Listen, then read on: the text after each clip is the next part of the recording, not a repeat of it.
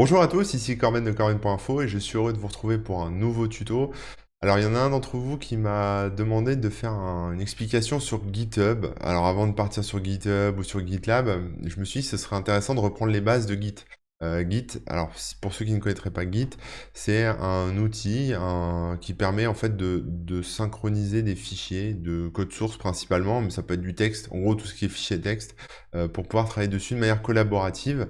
C'est-à-dire avoir un dépôt Git sur lequel il y a par exemple le code source d'un projet et puis permettre à des développeurs d'y accéder, d'apporter des modifications, de créer des branches, c'est-à-dire des versions alternatives du code qui peuvent ensuite être réintégrées au code principal, ce genre de choses. Et donc ça permet d'avoir un suivi de son code, de le synchroniser, de faire des modifications, etc. Et de revenir en arrière si par exemple on fait une boulette. Donc ça c'est super cool. Et Git, donc c'est un outil qui a été développé à l'origine par Linus Torvalds, qui est un outil donc open source libre. Pour rappel, Linus Torvalds c'est le papa de Linux, donc voilà. Et donc c'est un outil qui est très utilisé, c'est l'outil le plus utilisé au monde pour tout ce qui est versionning, c'est-à-dire suivi de version du code. Et autour de ça se sont construits des projets comme GitHub, qui est très connu, qui a été racheté par Microsoft il y a peu de temps, et GitLab. Alors moi je suis plutôt team GitLab, donc je vais vous montrer GitLab, mais certains seront plus GitHub, on pourra en parler aussi, il n'y a pas de souci. Donc ces projets en fait qui sont montés autour de Git, ça permet d'avoir un serveur Git avec dessus le code qui vous intéresse, plus tout un tas de services autour, de fonctionnalités, notamment la création de tickets, le suivi, voilà, l'édition en ligne de nos fichiers, l'intégration continue, le déploiement continu, ce genre de choses. Donc tout ça, je ne vais pas en parler aujourd'hui. Si ça vous intéresse, on pourra en reparler plus tard. Mais là, l'idée, c'est vraiment de vous faire une initiation à Git, comment ça s'utilise, qu'est-ce qu'on peut faire avec, comment mettre en place votre premier dépôt, etc. etc. Donc pour commencer, je vous propose qu'on passe direct sur mon écran.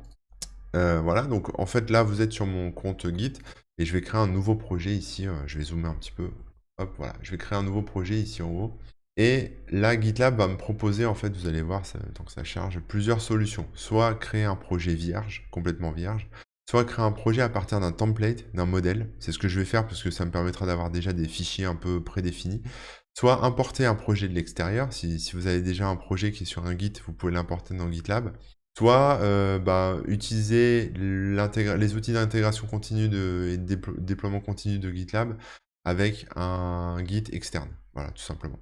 Donc, si je fais un nouveau projet, bon, ben voilà, il n'y aura rien dedans. Donc, moi, je vais faire avec un template. Donc là, il y a des templates qui sont déjà un peu prédéfinis hein, sur des technos qui sont très utilisés. Je ne vais pas m'embêter, je vais faire un template page HTML. Voilà, on va partir du principe que je veux faire un site web full HTML, complètement HTML. Donc je vais utiliser ce template, et donc là il me demande le nom de mon projet. Donc je vais l'appeler site web, parce que je veux faire un site web. Une petite description, donc voilà mon nouveau site. Et puis là je choisis si je veux être au niveau privé ou public. Donc je vais faire privé, et je vais créer le projet. Donc là il importe en fait tous les fichiers nécessaires au template, et tu vas voir qu'il aura déjà mis des choses dedans. Donc voilà, le projet est importé et créé. Et donc, qu'est-ce que j'ai dans ce projet? J'ai un fichier README TXT qu'on peut lire juste ici en dessous, hein, qui est un peu la page d'accueil du projet. C'est un truc que vous pourrez modifier après. Et puis ensuite, j'ai un dossier public dans lequel j'ai un fichier index.html et style CSS qui sont donc l'exemple de code source voilà, que le GitLab m'a fourni et sur lequel je vais pouvoir, par exemple, créer mon site, etc. Partir en tout cas là-dessus, sur ce modèle. Donc, je ne vais pas m'étendre sur GitLab. GitLab, pour moi, c'est bon. Voilà, je ne vais pas faire 3 heures là-dessus. On a vraiment... Enfin, il n'y a pas grand-chose à dire pour l'instant. C'est un outil qui est très complet. Il y a beaucoup de choses. C'est assez complexe, etc. Mais c'est ça qui va me servir de serveur Git. Donc maintenant, moi, ce qui m'intéresse, c'est comment on fait pour synchroniser Git avec sa machine locale. Parce que quand vous développez, vous êtes sur une machine locale. Ou alors, par exemple, sur un serveur autre sur lequel vous voulez déployer une version de votre code. Donc là, je vais partir sur un Raspberry Pi. Je vais synchroniser ça sur un Raspberry Pi parce que j'ai envie. Parce que je me dis, comme ça, j'ai une machine vierge, je peux tester, etc. Donc je sais même pas où je suis au niveau de mon Raspberry. Voilà, je suis là, dans mon dossier Raspberry Pi. Ok, donc je vais créer un nouveau dossier et je vais l'appeler code. Voilà. Je vais mettre dans code. Et dans ce répertoire code, maintenant, ce que je vais faire, c'est que je vais synchroniser mon dépôt GitLab. Donc pour faire ça, la première commande à connaître, c'est le fameux git clone. Alors attendez, je vais faire un peu de place. Voilà. Je sais pas si vous voyez bien, si tu vois bien, mais bon, je vais peut-être essayer de zoomer encore un petit peu.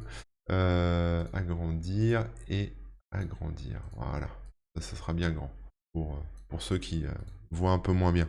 Alors on a git clone. Donc on fait git clone et alors là, derrière, on lui colle en fait l'URL de du projet Git. Donc, pour trouver cette URL, il faut aller sur la page de son projet. Et si là-haut, on a un bouton clone, donc si on clique sur la petite flèche à droite, enfin sur le bouton, on peut le cloner soit en passant par SSH, soit en HTTPS. Je vais tenter le coup par HTTPS, et on va voir ce que ça donne. Donc là, je colle, voilà, donc j'ai mon URL, et je fais entrer. Donc là, il me demande mon nom d'utilisateur pour GitLab, il me demande de m'authentifier sur GitLab. Donc je vais m'authentifier. Voilà, il me demande également mon mot de passe. Je vais essayer de retrouver mon mot de passe. Je colle mon mot de passe et je fais entrer.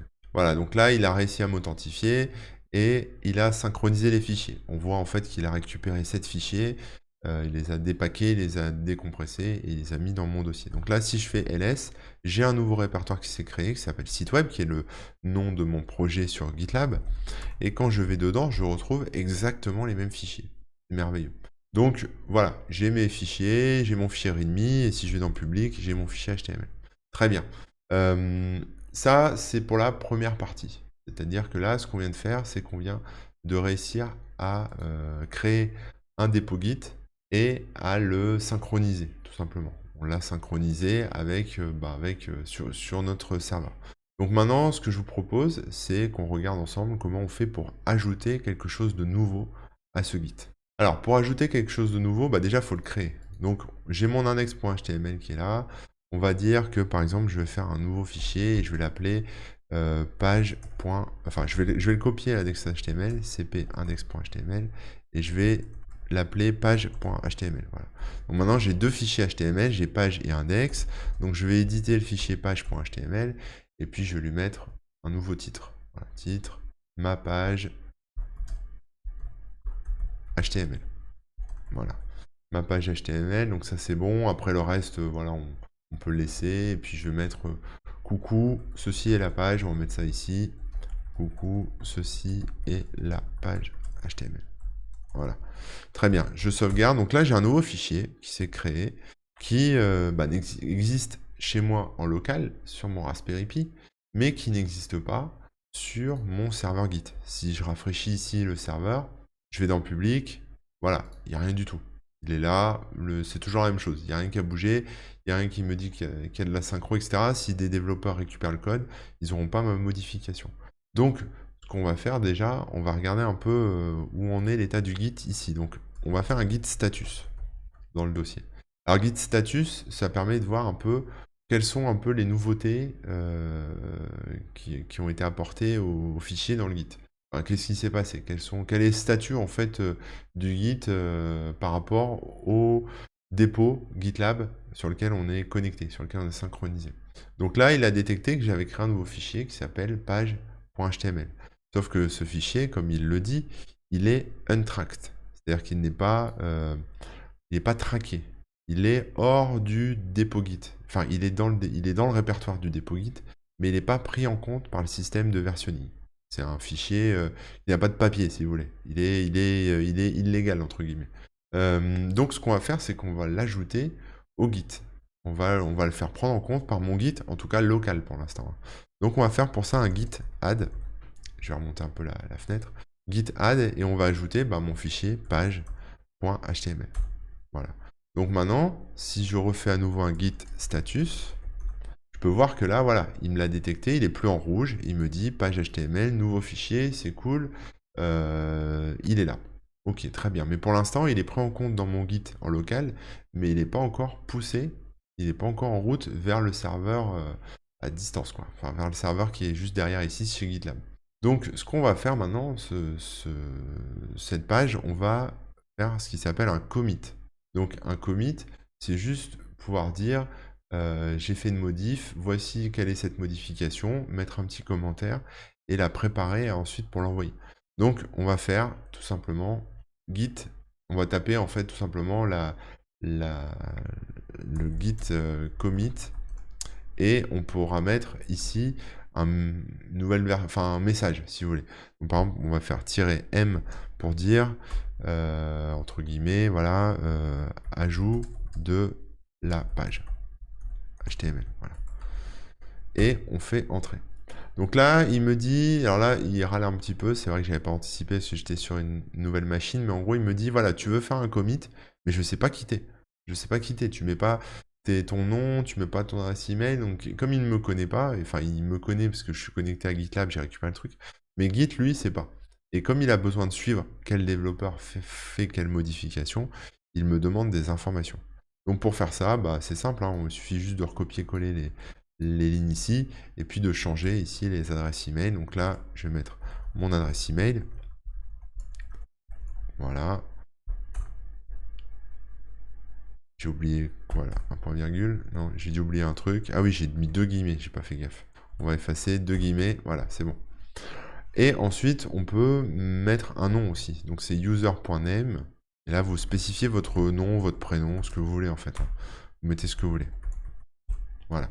Donc maintenant, si je refais un git commit, ajout de la page HTML, voilà, là on voit qu'il a ajouté la page HTML, il dit qu'il y a un fichier qui a changé. Ça correspond à 23 insertions, parce que c'est les 23 lignes de code dans la page HTML. Et c'est voilà, c'est créé, en tout cas, le git est créé, enfin le commit est pris en compte. Maintenant, ce qu'il va falloir faire, une fois qu'on a fait le commit, c'est aller un peu plus loin et en fait envoyer ces changements en poussant ce qu'on a fait vers la branche principale de notre projet. Donc pour ça, on va faire tout simplement un git push pour dire je push, j'envoie vers le projet d'origine qui s'appelle main. On le voit ici. De toute façon, c'est du standard, hein, c'est tout le temps main. Ouais, c'est plutôt master, pardon. Je dis main, non, c'est master. Des fois c'est main, des fois c'est master, donc ça dépend. Donc c'est parti, j'envoie. Donc là, il me redemande mes identifiants. Alors ça, c'est un truc qu'on peut automatiser, hein. Vous pouvez les mettre, vous pouvez les indiquer dans un fichier de configuration et il vous les demandera plus à chaque fois. Mais bon, en attendant, il va falloir les rentrer. Voilà, je les passe. Voilà, donc là, j'ai pushé vers le master la version de mon fichier que je viens de committer. Donc maintenant, si je me rends sur GitLab, je devrais voir la page HTML qui s'est bien rajoutée au projet. Donc là, félicitations, vous avez réussi. On a réussi à committer et à pusher un nouveau fichier sur le serveur. Donc ça, c'est cool. On peut voir ici sur GitLab la liste des commits. Donc on voit ici qu'il y a un commit, ajout de la page HTML. On peut voir un peu quelles sont les nouveautés. Donc là, tout est en vert, donc c'est ce qui a été rajouté. Vous pouvez mettre des commentaires, vous pouvez faire des choses, les tests sont passés, etc. Bon bref, on a des infos autour de ça. Maintenant, on va essayer de faire l'inverse, c'est-à-dire récupérer des changements, parce on estime que, par exemple, bon, on a des développeurs qui vont faire des modifications, et l'idée c'est de les récupérer. Donc on va faire ça ensemble. Bon alors, j'ai pas de deuxième développeur sous la main, donc du coup je vais le modifier moi-même, hein. J'ai pas de développeur à la cave. Donc, je vais le faire moi-même. Donc là, en fait, je vais aller dans mon dépôt, dans mes fichiers, et je vais aller éditer un des fichiers. Donc, peu importe après le fichier. Bon, par exemple, on va prendre le fichier index.html. Je vais l'ouvrir. Et ce qui est bien avec GitLab, c'est qu'en fait, on peut l'éditer en ligne. On n'a pas besoin d'avoir un Visual Studio et de faire des choses compliquées. On peut carrément éditer directement sur le truc. Donc, soit on clique sur Edit, soit on clique sur Web IDE. C'est à peu près la même chose, hein. Moi, je vais cliquer sur Edit. On testera Web IDE plus tard. Et puis on va dire ceci est mon site web. Voilà, je fais des modifs au niveau du code de ma page web. Bienvenue sur mon nouveau site web. Voilà. Donc ça, c'est mes modifications. Je commit les changements, hein. Évidemment, le fait qu'on soit sur un serveur Git n'empêche pas quand même de suivre la procédure, c'est-à-dire de committer, etc. Sauf que là, le push va être automatique, puisque j'enregistre, je suis déjà sur le bon serveur.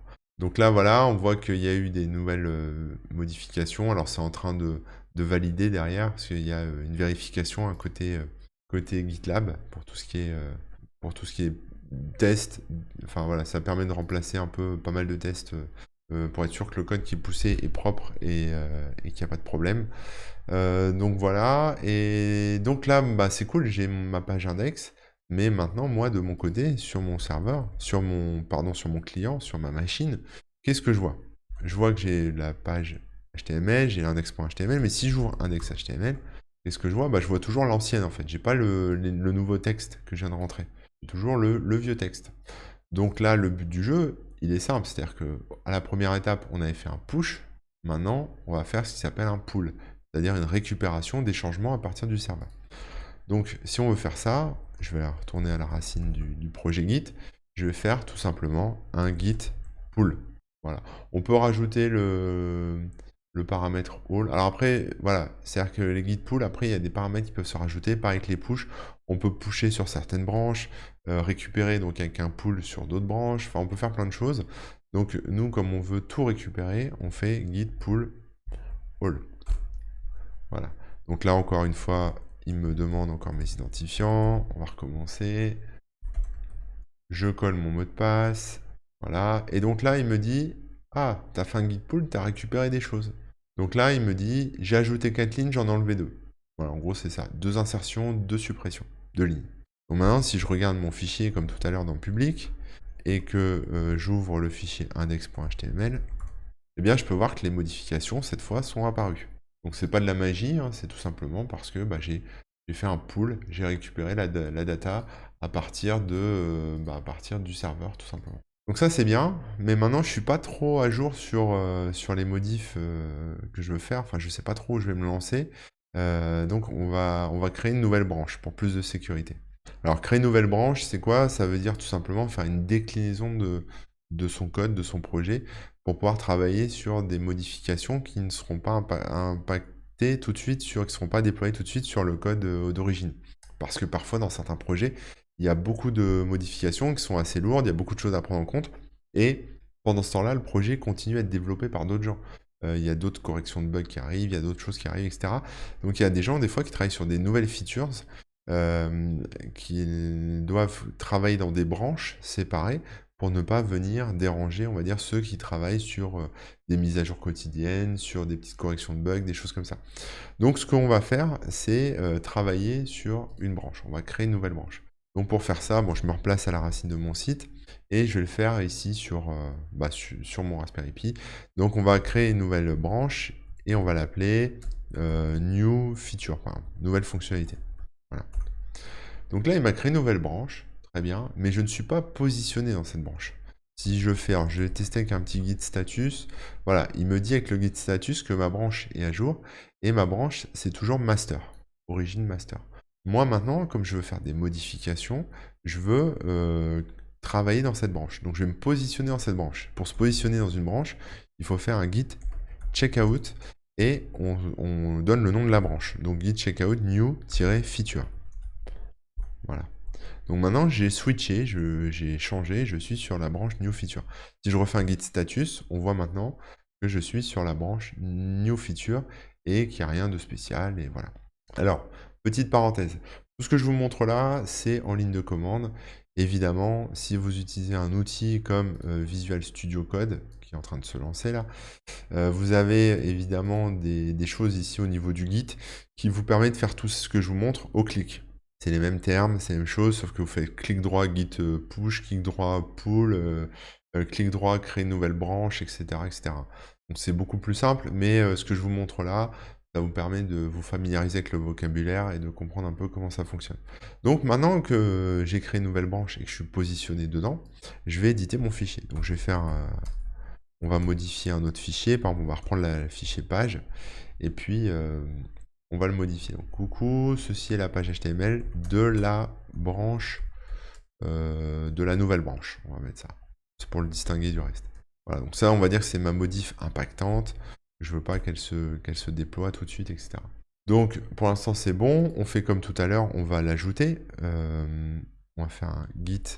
Enfin, là, c'est pas une nouvelle page, donc j'ai pas besoin de faire un GitHub, un git add. Mais si c'était une nouvelle fonctionnalité, enfin une nouvelle page, un nouveau fichier, vous feriez un git add avec le nom du fichier. Là, je vais juste faire un git commit. Donc comme il me dit qu'il y a des changements qui n'ont pas été committés, enfin que aucun changement n'a été commité, en fait, je me rends compte que ma page n'existe pas, puisqu'elle n'a pas été ajoutée en fait dans la nouvelle branche. Donc on va faire un git add, et cette fois, on va tout simplement ajouter ce qui manque. Donc pour faire ça, il suffit de faire, on va ajouter public pages. Voilà. Et maintenant, si je fais un git status, j'ai bien voilà, ma page qui a été rajoutée. Donc normalement, voilà, on fait, quand on veut faire une nouvelle branche avec un outil graphique, ça se fait un peu automatique. Mais c'est pour vous dire qu'on part sur un peu une base vierge en fait. C'est une nouvelle branche et tout est vierge dedans. Donc maintenant, je vais faire un git commit. Je vais peut-être pas avoir besoin de mettre d'image, on va essayer. Alors là, il me demande, voilà, il me dit, voilà, j'ai trouvé ce fichier qui a été modifié. S'il y en avait plusieurs, il y aurait toute une liste.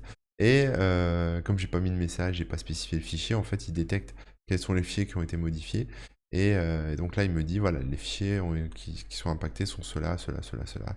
Donc là, il me demande un petit message, donc je vais dire ajout de texte dans la branche 2. D'accord? Donc maintenant, je vais faire CTRL O pour sauvegarder, CTRL X.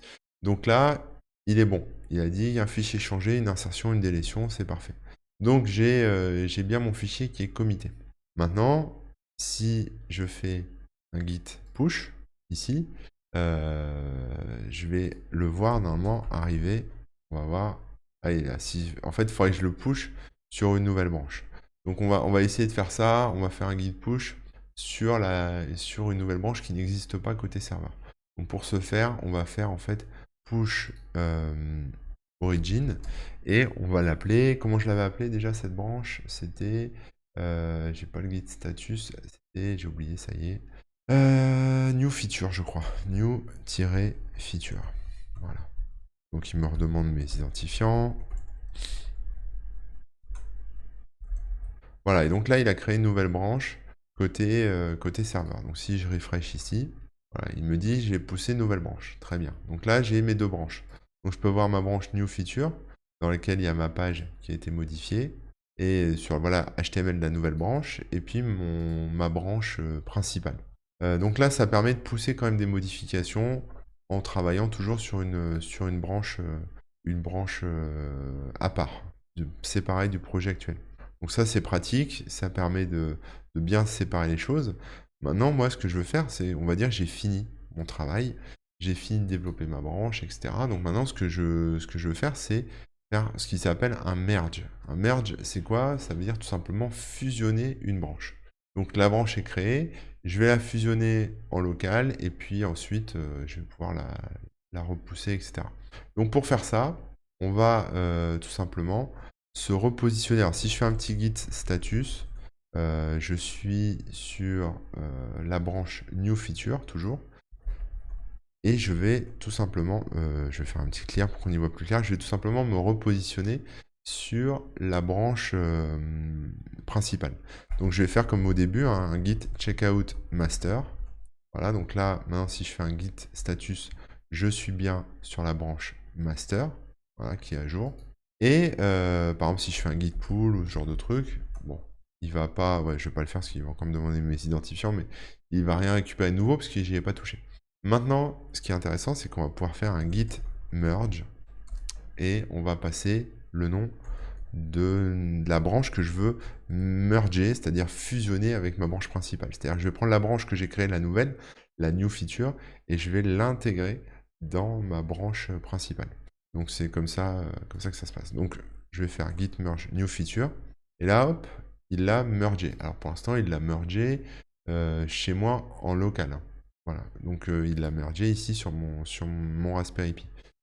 Si je fais un git status, voilà, je suis toujours sur la branche master, mais par contre, si je vais regarder ce qu'il y a dans mon fichier, je crois que c'était index, non, c'était pas index, c'était l'autre, page, il me prend bien en compte la nouvelle branche dans le master. Donc ça, c'est bon, ça c'est fait. Maintenant, la branche que j'ai créée et sur laquelle je peux encore travailler existe toujours. Mais vu que j'ai fait un merge, on estime maintenant que j'ai appliqué les modifications de ma branche dans la version principale, dans le tronc commun, on va dire, du code source.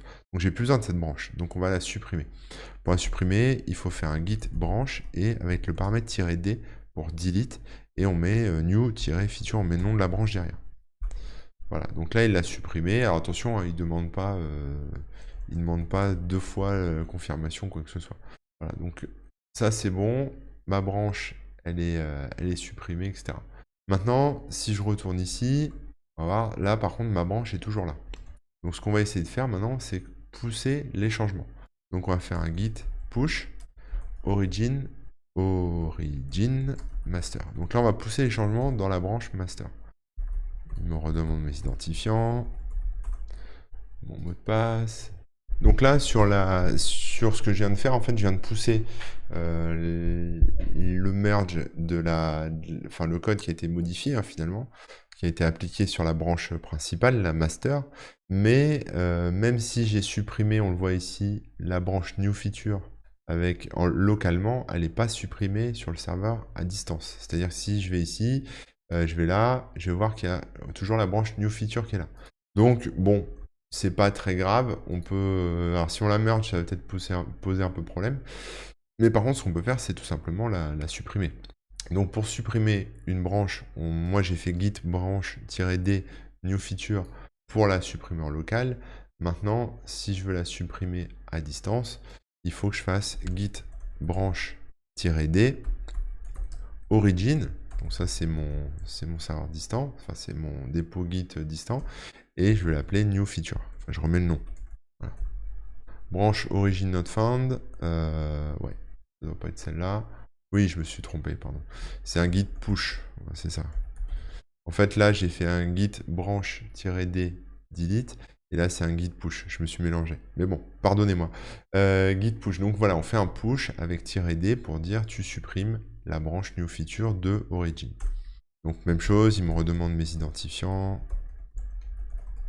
Voilà, donc là, il a supprimé la branche new feature. Donc si je reviens ici et que je rafraîchis, j'aurai plus que la branche master visible ici. Donc là, voilà, là, je vous ai montré, je t'ai montré comment on faisait pour créer une nouvelle branche, y faire des modifications, synchroniser cette branche, comment la merger, c'est-à-dire la fusionner, et puis ensuite la supprimer, tout simplement. Voilà, là je pense qu'on arrive sur la fin. C'est juste pour te montrer un peu comment fonctionnait Git. C'est pas très compliqué, tu vois. C'est pas, voilà, c'est un peu tout le temps la même chose, hein. On fait ça, on fait des modifs, on les pousse, on récupère avec un git pull, on crée des nouvelles branches, on développe dans ces branches, on repousse les modifs, on merge, etc., etc. Voilà, j'espère que cette petite vidéo découverte de Git t'aura donné envie de t'y mettre. Sur Visual Studio, c'est beaucoup plus simple, hein. Sur les outils de développement, les IDE, etc., c'est des clics, etc. Mais bon, tu comprends un peu mieux le concept, je pense, maintenant, pour pousser les trucs. GitLab est vraiment un super outil. Moi, je le préfère même à GitHub parce qu'il y a plein de choses dedans et il est plus agréable. Enfin, je le trouve plus agréable. Voilà, si tu as envie d'autre chose, n'hésite pas à me faire un retour sur cette vidéo et puis on verra après ce qu'on explore ensemble. Est-ce qu'on explore plus GitLab? Est-ce qu'on va plus profondément dans Git? Est-ce qu'on teste GitHub? Voilà, pourquoi pas, à l'occasion. Bon allez, sur ce, prends soin de toi. Merci à tous les patriotes qui me soutiennent, tous les soutiens qui m'ont permis de faire cette vidéo. Merci à vous, vraiment. Et puis bah, je vous dis à très bientôt. Allez, ciao.